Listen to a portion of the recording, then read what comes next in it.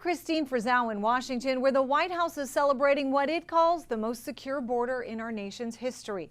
While President Trump's methods have been called into question, his top officials insist they plan to push ahead, with billions of dollars now set aside to help them do so.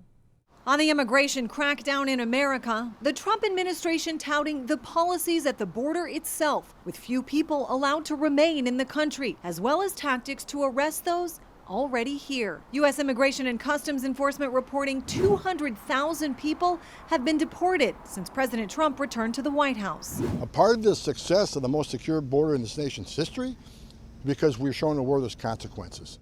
ICE also unveiling this, quote, worst of the worst website, posting photos and crimes of those it's arrested. Many previously convicted of sexually abusing children, as the White House expands its efforts to find places to detain them. This is what a patriot looks like! The controversial detention facility known as Alligator Alcatraz in Florida's Everglades set to close in a matter of days after a judge ordered operations to wind down following a series of legal and sanitation problems. We think it's despicable that an activist judge has inserted themselves in this migrant detention facility to the point where DHS is now having to relocate these illegal immigrants to other detention facilities around the country. Since the deployment of the National Guard to Washington, D.C., there have been more than 300 immigration-related arrests.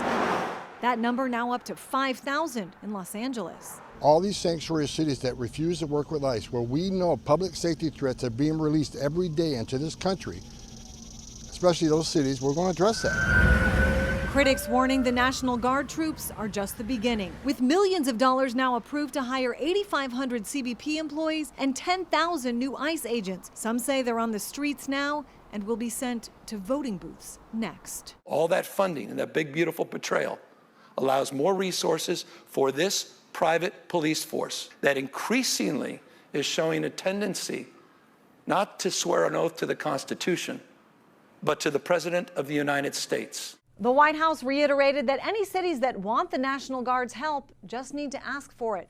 But even for those who don't, like Chicago, Baltimore, and New York, troops may be arriving anyway. I'm Christine Frizzau reporting.